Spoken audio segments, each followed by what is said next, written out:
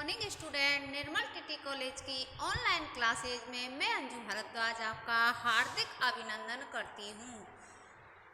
बच्चों, आज हम नाटकीय पद्धति के बारे में आपको अध्ययन कराएंगे। इससे पहले हमने मस्तिष्क उद्वेलन ब्रेन स्टॉर्मिंग विधि आपको बताई थी। उससे पहले परिवीक्षित विधि, व्याख्यान विधि, कहानी विधि, बहुत सारी विधियों का हम आपको अध्ययन करा चुके हैं।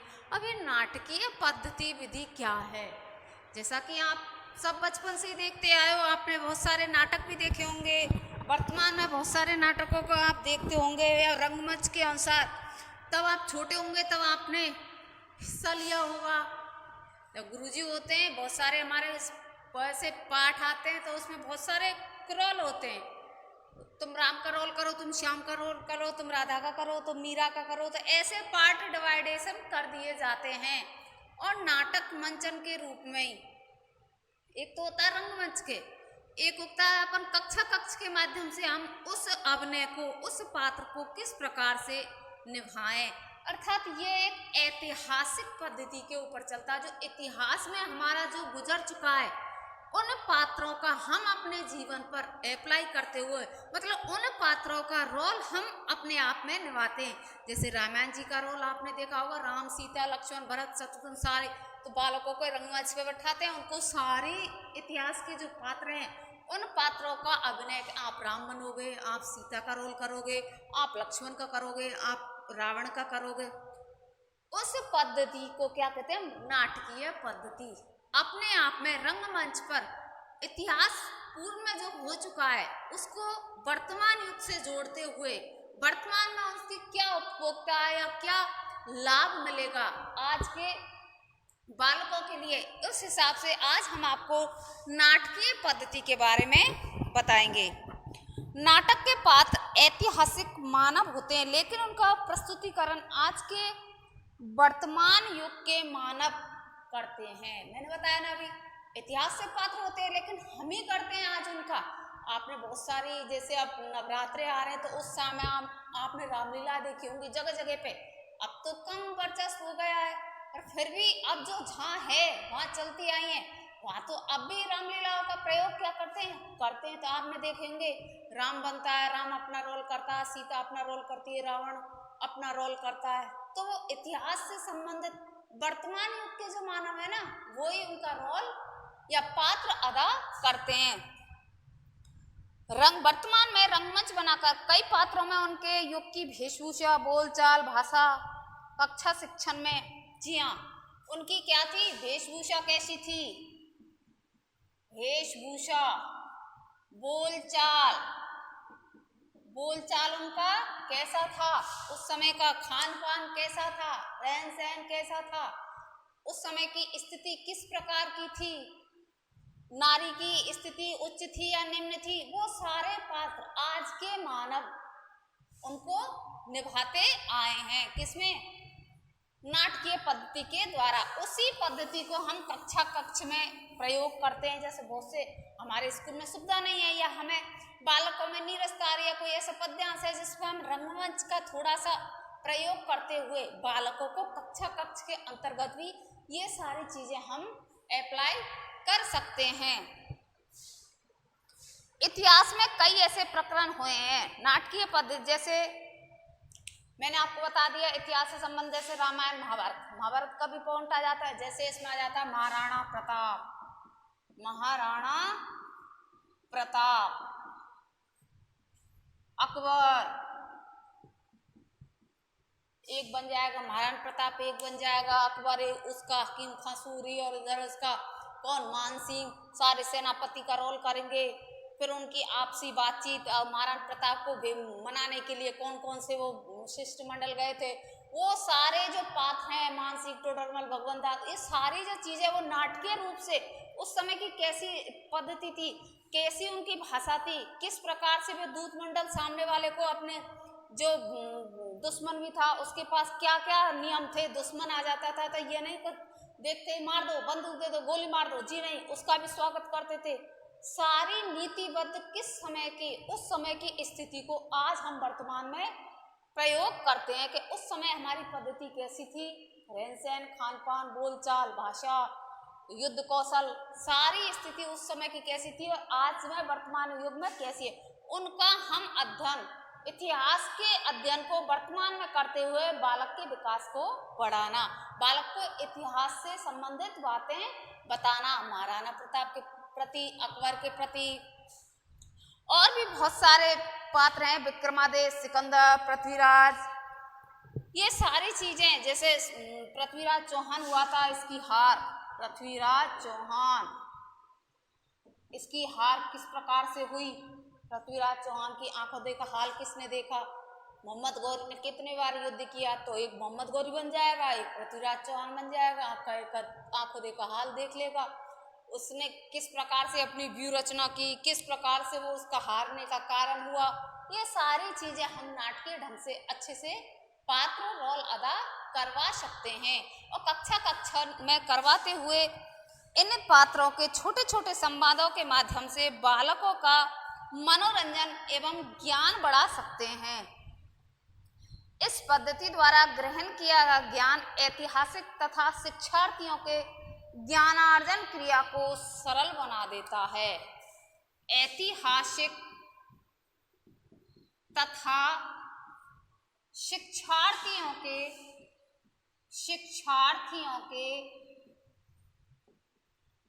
ज्ञानार्जन को सरल बना देता है। कैसे बना देता है? सरल बना देता है। शिक्षार्थी के इतिहास से संबंधित बच्चे कुछ जानते नहीं है, पहले क्या अकबर कौन था, महाराणा प्रताप कौन था, राजा विक्रमादित्य कौन था, मोहम्मद गौरी को कौन आया था, तो महाराणा कुंभा कौन था, उन पात्रों को निभाते हुए आज बहुत सारे हमारे आपने देखते हो ऑडियो वीडियो रंगमंच पर जो पात्र अभिनय करते हैं, तो हमारी जैसे मीराबाई की वो बते नानी मायरो को मायरो, वो नरसिंह जी का भात, ये सारी ऐतिहासिक वही तो है नाटकीय पद्धति थी, ये तो हो चुका।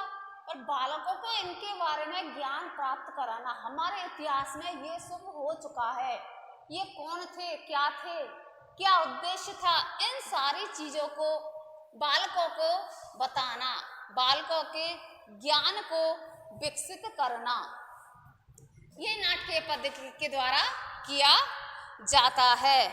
इस पद्धति में शिक्षक संवाद लेखक एवं स्टेज डायरेक्टर के रूप में उपस्थित रहता है। शिक्षक क्या करता है इसमें? शिक्षक संवाद लेखक एवं स्टेज डायरेक्टर के रूप में रहता है। किसमें? नाटकीय पद्धति में। छोटे छोटे संवाद लिखकर कौन देता है? शिक्षक ही तो देता। बहुत सारे जैसे लंबे लंबे पद हैं, तो उन वाक्यों को बालक नहीं बोल पाता, तो उसमें से आधे छोटे छोटे क्रमबद्धता से बच्चों को संवाद लिखना, लेखक का कार्य कौन करता है इसमें? शिक्षक। और डायरेक्टर अर्थात जो स्टेज पे जो प्रोग्राम होंगे वहां पर उसका भी कार्य कौन करेगा? वही शिक्षक करेगा। शिक्षक के द्वारा ही ये नाटकीय जो पद्धति है, अभिनय की जो पद्धति है, पहले शिक्षक स्वयं बालकों को बताएगा, कक्षा के अंतर्गत खुद अभिनय करके बालकों को इस चीज के ज्ञात कराएगा कि नाटक में हमारे समय में, पुराने समय में ये चीज हुई थी, अपने ऊपर एम्प्लॉय करके खुद छोटे छोटे संवाद बोलेगा, फिर बच्चे उसको सीखेंगे, बच्चे फिर रंगमंच पर जाकर उसका प्रस्तुतिकरण करेंगे। तो शिक्षक को इसमें क्या होता है? शिक्षक को संवाद लेखन एवं स्टेज पर जो कार्य करते हैं वो डायरेक्टर के रूप में बताया गया है। कौन सी पद्धति में? नाटकीय पद्धति में। विद्यार्थी ही नाटक के पात्र एवं दर्शक होते हैं। स्कूलों में, महाविद्यालय में, जहाँ भी आपको ये प्रोग्राम करना तो वहाँ दर्शक कौन होंगे? वही तो पात्र को अभिनय करने वाले और वही पात्र को देखने वाले, सारी चीजें ही विद्यार्थियों के रूप में उपस्थित होती है। लेकिन इस प्रकार के प्रस्तुतिकरण में सजीवता तथा सहजता के साथ साथ विद्यार्थियों की अधिक ज्ञानेंद्रिय सक्रिय रहती है। अधिक ज्ञानेंद्रियां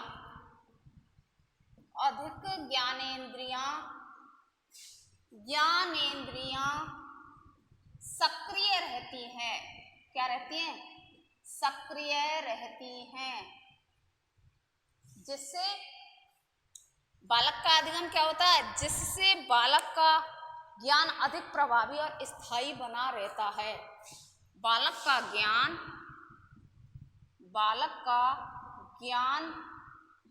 अधिक प्रभावी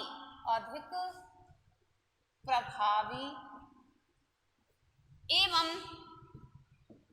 स्थायी बना रहता है। ठीक है। बालक के ज्ञान की क्या होती है? ज्ञानेंद्रियां वो सक्रिय रहती हैं। कोई भी चीज अपने सामने आएगी तो अपन एकदम क्या हो जाएंगे? उत्साहित होंगे। अरे बच्चों को सबको पता थोड़ी रहता है कि ये प्रोग्राम, हाँ बता देते हैं कि इसमें ये रंगमंच पर आप जो आगे मंचन करना आते हैं, स्टेज का जो मंचन करने आते हैं वो बता देते हैं। अब आपके सामने महाराणा प्रताप के जो नाटक है उस नाटक का मंचन किया जाएगा। ये विद्यार्थी या ये पात्र इसमें भाग अदा करेंगे, तो सारे बालक जो नीचे बैठे हुए हैं उनमें क्या होगा? उत्साहित रहेंगे, जिज्ञासु रहेंगे, लालायित रहेंगे।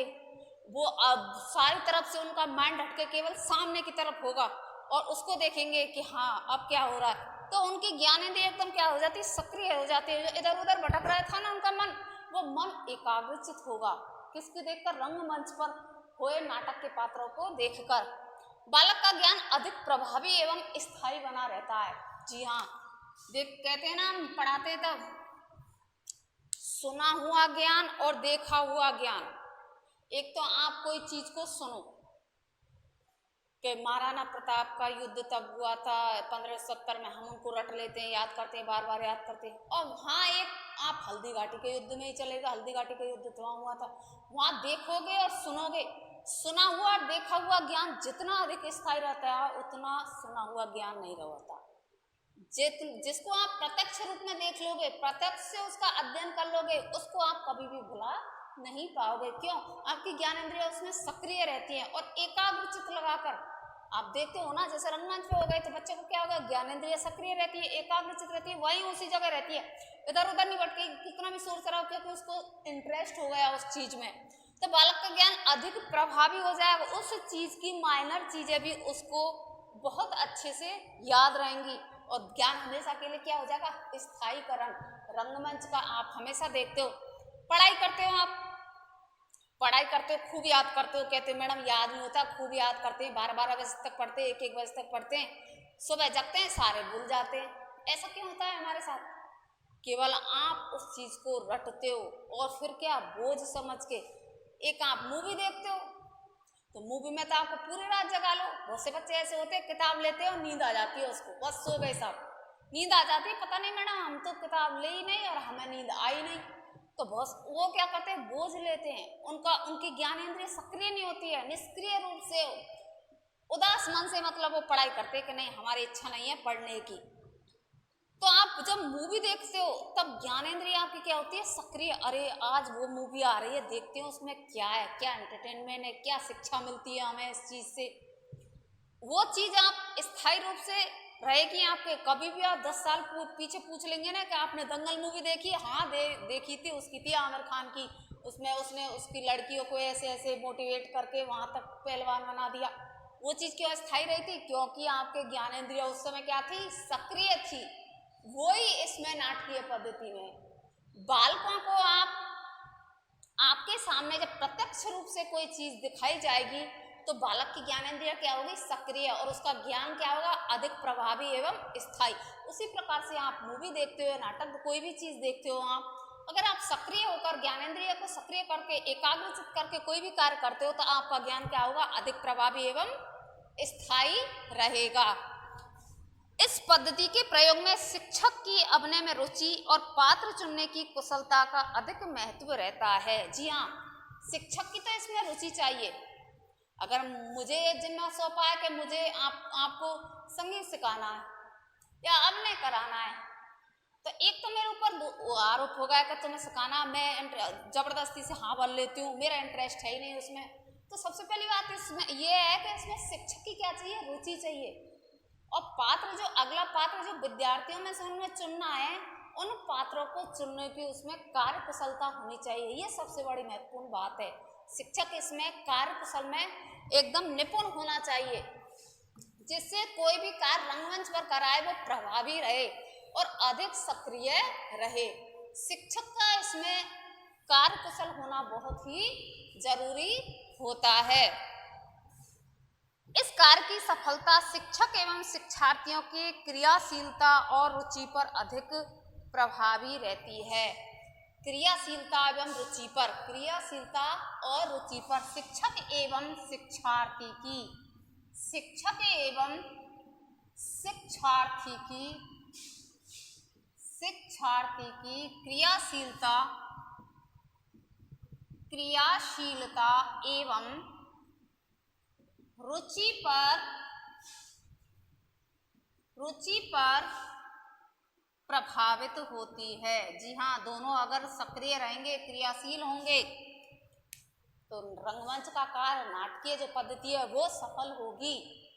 बालक का ज्ञान स्थायी होगा, अधिगम प्रभावी होगा और उसकी ज्ञानेंद्रियों में एकाग्रचित्ता आएगी। विद्यालय स्तर पर एवं सार्वजनिक स्तर पर कुछ भी नाटकीय वास्तविक वेशभूषा में प्रस्तुत कर शिक्षार्थियों को उत्साह एवं प्रोत्साहन दिया जाता है।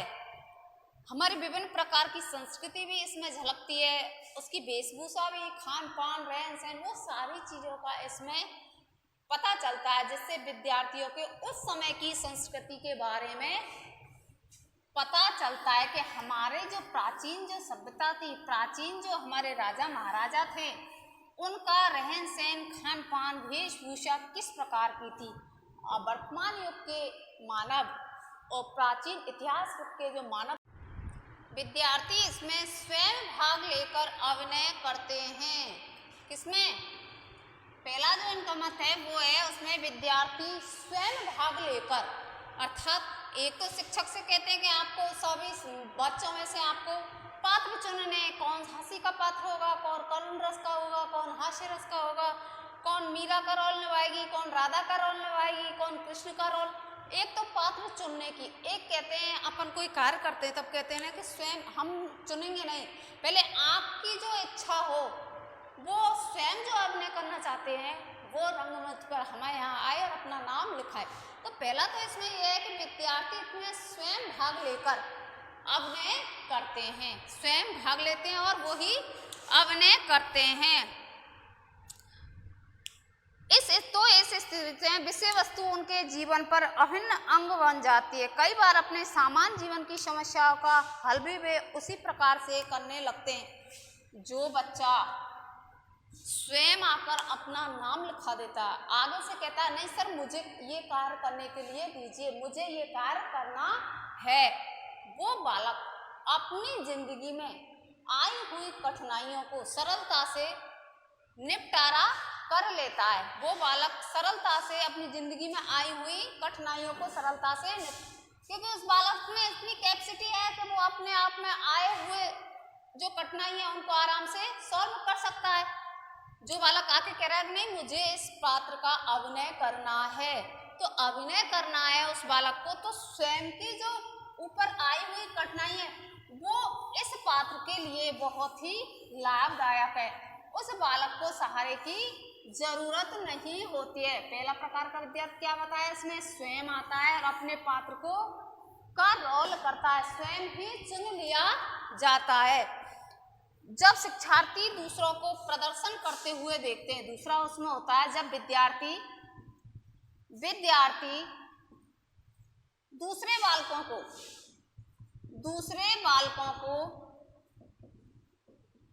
प्रदर्शन करते हुए देखते हैं,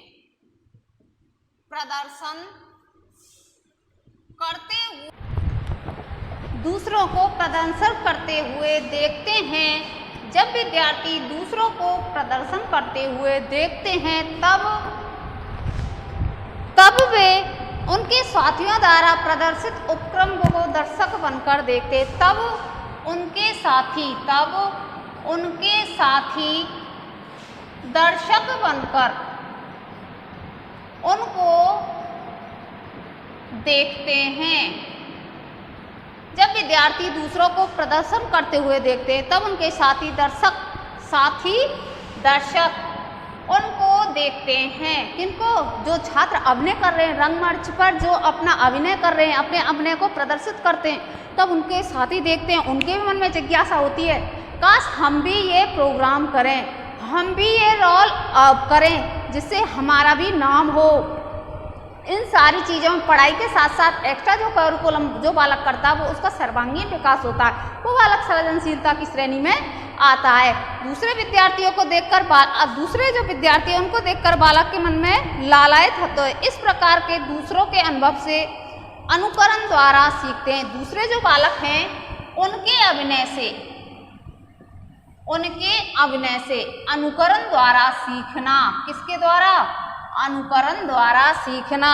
साथी छात्र रंगमंच पर जा रहे हैं, कोई रावण का रोल, कोई सीता का रोल, कोई राम का रोल निभा रहा है, तो उनके द्वारा अनुकरण से, जो वो अनुकरण कर रहे हैं उनके द्वारा, जो उनके साथी हैं, जो दर्शक दीर्घा में बैठे हुए हैं, जो उनको देख रहे हैं, उनके द्वारा अनुकरण के द्वारा सीखते हैं। उनके मन में भी जिज्ञासा उत्पन्न होती है कि हम भी ये रोल आसानी से कर सकते हैं। जब हमारे साथी ये चीज़ कर सकते हैं, रंगमंच पर अपना अभिनय कर सकते हैं, तो हम क्यों नहीं कर सकते हैं? तो यह अधिगम के लिए बहुत ही सर्वांगीण पद्धति के रूप में काम में ली जाती है। इसमें बालकों की झिझक, लज्जा, जो शर्म बालक करते हैं, बोलने के लिए संकुचित होते हैं, हमेशा पीछे हटते हैं, पीछे बैठने बहुत सारी प्रतिभाएं ऐसी हैं जिनको हम जान नहीं पाते हैं, उनका विकास नहीं कर पाते, शिक्षक अपने शिक्षण में नहीं दे पाता उनको जगह। पर जब ऐसे बालकों को अगर रंगमंच मिले, अगर उसको मोटिवेट मिले, तो वो बहुत ऊंचाइयों तक जा सकता है। तो ऐसे बालकों के लिए अनुकरण के द्वारा सीखना। शिक्षक को क्या कहा गया है इसमें? आदर्श शिक्षक को छात्र क्या मानते हैं? उन्हीं के अनुकरण के। इसी में जैसे जो विद्यार्थी हैं ये कार्य कर रहे हैं, तो उनका अनुकरण कौन करने? जो नीचे वाले बैठे हुए विद्यार्थी हैं उनके अनुकरण के द्वारा सीखने। हो सकता है जो ऊपर जो रंगमंच पर जो कार्य कर रहे हैं वे विद्यार्थी उनसे भी ज़्यादा टैलेंटेड हो, उनसे भी ज़्यादा होशियार हो, उनके द्वारा सीखना। इसके बाद इसमें आता है, दोनों ही स्थितियों में शिक्षार्थियों में विषय वस्तु को प्रभावी तरह से ग्रहण करने का अवसर प्रदान करती है। दोनों ही, जो पहले जो शिक्षक के द्वारा छात्र को चुनना, स्वयं छात्र का आना, स्वयं आकर नाम लिखाना और अभिनय करना, एक तो वो स्थिति है कि दूसरे शिक्षक के द्वारा चुनना। ये दोनों ही जो स्थिति है यह प्रभावी रूप से सक्रिय हो जाती है। बालक के ज्ञान को ज्ञानेंद्रियों को सक्रिय करती है, प्रत्यक्ष एवं प्रभावी रूप से उनके अधिगम को स्थायी रूप में परिवर्तित कर देती है। जब विद्यार्थियों में फिल्म प्रोजेक्टर उनको फिल्म दिखाकर इस प्रकार के प्रदर्शन करने की प्रेरणा दी जा सकती है। बहुत सारी मोटिवेशनल फिल्म आती हैं, तो हम प्रोजेक्टर के द्वारा बच्चों को आगे लाने के लिए, रंगमंच देने के लिए, आप में जैसे गायन की कला है तो गायन के रूप में आप आइए, आप में नृत्य की कला है तो नृत्य के रूप में आप कर सकते हो, आप में अगर अभिनय करने की कला है तो आप अभिनय कर सकते हो, किसी को हंसा सकते हो, किसी को रुला। हर बालक का मानसिक स्तर, हर बालक की प्रकृति अलग अलग होती है। तो इसमें क्या बताया कि हम फिल्म के माध्यम से, बहुत सारी मोटिवेशनल फिल्म आती है, उन फिल्म को दिखाकर उन बालक के मन में, वो फिल्म को जो देखेगा वो बालक, जब वहाँ फिल्म का जो सीन क्रिएट हो रहा होगा उस बालक के मन में आ गई ये जो कर रहे हैं तो क्या हम नहीं कर सकते उस रोल को? बिल्कुल आप कर सकते हो। इसी के लिए तो आपको सारी चीज़ें ही दिखाई जाती है कि जो बालक है प्रोजेक्टर के माध्यम से हम उनको जो चीज़ें दिखा रहे होते हैं, बालक के मन में क्या होती है? उत्साह उत्पन्न होता है, अंदर से वो भी लालच होता है कि ये सामने वाले जो बालक कर रहे हैं तो हम नहीं कर सकते उस कार्य को, तो बालक करने के लिए इसमें क्या होगा? प्रेरित होगा। ये कार्य करने के लिए उस फिल्म को देख के क्या बालक ऊपर चढ़ गया, बालक ने कलाकारी की, बालक रस्सी पर चढ़ गया। वो बहुत सारे जो अभ्यास करते हैं ना सड़कों के किनारे, वो देखा होगा आपने, वो भी तो एक कला, वो भी तो अपनी एक अलग से कला है, उनको भी तो रंगमंच मिलना चाहिए। वो रंगमंच वो क्या, वो गरीब हैं, वो वाला गरीब बच्चे हैं, तो वो उनकी कला है, वो उनकी रोजी रोटी हो गई। आपको अगर विद्यालय में ऐसा कोई मोड आए, ऐसा कोई आपको प्लेटफॉर्म दे जिससे आपकी सर्वांगीण विकास के लिए क्या हो, लाभदायक सिद्ध हो, तो आप हमेशा ये कार्य करते रहना चाहिए। फिर विद्यार्थियों की पाठ्य पुस्तकों में भी कई प्रकार के संवाद और नाटकीकरण की सामग्री मिलती है। उनको नाटकीकरण आत्मकथा के माध्यम से प्रस्तुत कर आत्मसात कराया जाता है। विद्यार्थियों के भी बहुत बेहतरीन संवाद आते हैं, गद्य भी आते हैं, पद भी आते हैं। तो शिक्षक को क्या करना चाहिए, जैसे गद्यांश आता है तो मतलब गा कर पढ़ करके उनको सुनाना चाहिए। बीच में संवादात्मक कोई आता है तो जैसे राम का रोल कर तू, भरत का रोल कर तू, शत्रु, चारों जैसे पात्र है तो चारों पात्रों को अलग अलग डिवाइडेशन कर दो, तो वो चीज़ भी करनी। अगर आपको कोई पद्यांश आता है तो गेयात्मक बालकों को क्या गा करके बालकों में जैसे झिझक होती है तो पहले शिक्षक को स्वयं को करना चाहिए, तो वो बालकों में क्या झिझक को खोल देगी। क्या गुरुजी कर सकते हैं, हम नहीं कर सकते। तो गेयात्मक रूप से शिक्षक को क्या करना चाहिए, अपने पद्यांश को पढ़ाना चाहिए, तभी तो बालक को पता चलेगा तो गद्यांश किस तरह से पढ़ा जाता है, पद्यांश को हम किस प्रकार से पढ़ते हैं।